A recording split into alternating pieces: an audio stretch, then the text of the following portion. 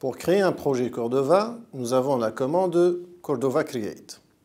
Cette commande peut prendre un certain temps pour terminer la création du projet, donc surtout ne paniquez pas. Cette commande prend jusqu'à 3 arguments. Le premier argument est le nom du répertoire qui va contenir le projet, et il est obligatoire. Le répertoire ne doit pas être déjà créé, car c'est la commande Cordova Create qui va se charger de sa création. Concernant le deuxième argument, c'est un nom de domaine style inversé, comme on le fait justement pour les paquets Java. Et il est optionnel.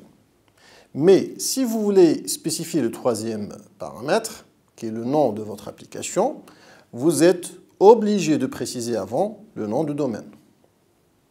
Si vous n'avez pas spécifié le nom du package et le nom de l'application, forcément, au moment de la création du projet, vous pouvez le faire après au niveau du fichier de configuration config.xml. Une fois le projet est créé, vous devez vous positionner dans le nouveau répertoire qui contient votre projet afin d'exécuter les autres commandes Cordova. Parmi ces commandes, on a celle qui permet d'ajouter des plateformes mobiles cibles pour votre application hybride.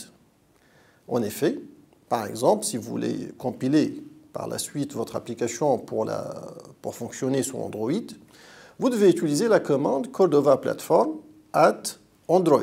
Bien sûr, vous ne pouvez ajouter une plateforme à votre projet que si vous avez installé au préalable son SDK sur votre ordinateur. Vous remarquez que le dossier qui contient votre projet contient un sous-répertoire www qui est destiné à contenir le code source et les ressources telles que les images de votre application mobile hybride. Il contient à son tour 3 répertoires. CSS pour les feuilles de style, EMG pour les images et JS pour les fichiers JavaScript. Vous allez remarquer également que ces répertoires ne sont pas vides.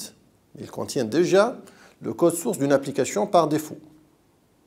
Celle-ci permet de vous donner un moyen pour tester votre environnement de développement, donc vous pouvez la compiler et l'exécuter.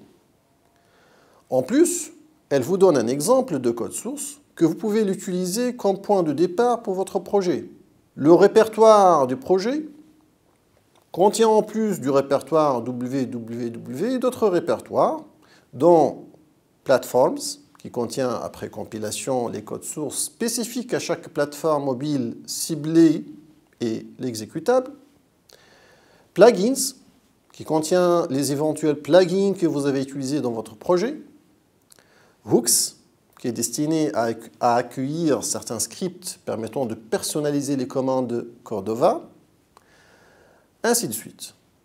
Vous pouvez ajouter également d'autres répertoires, par exemple le répertoire Merges. Celui-là permet de personnaliser votre application pour une ou plusieurs plateformes cibles. Par exemple, si vous voulez que le style de l'interface graphique soit le même pour toutes les plateformes, mais différent pour Android. Alors là, vous devez créer le répertoire Merges sous le répertoire du projet, et dedans, vous créez un répertoire nommé Android, pour expliquer que l'application sera différente pour Android. Et dans ce répertoire Android, vous créez un répertoire CSS qui va contenir les fichiers CSS spécifiques à l'environnement Android. Au moment de la compilation pour Android, si Cordova trouve que dans Merges Android CSS, il y a un fichier qui porte le même nom qu'un fichier dans www CSS, alors il va utiliser celui qui est dans Merges. Donc c'est ça le principe de personnaliser pour des environnements spécifiques. Avec la pratique, certainement, vous allez maîtriser toutes ces subtilités.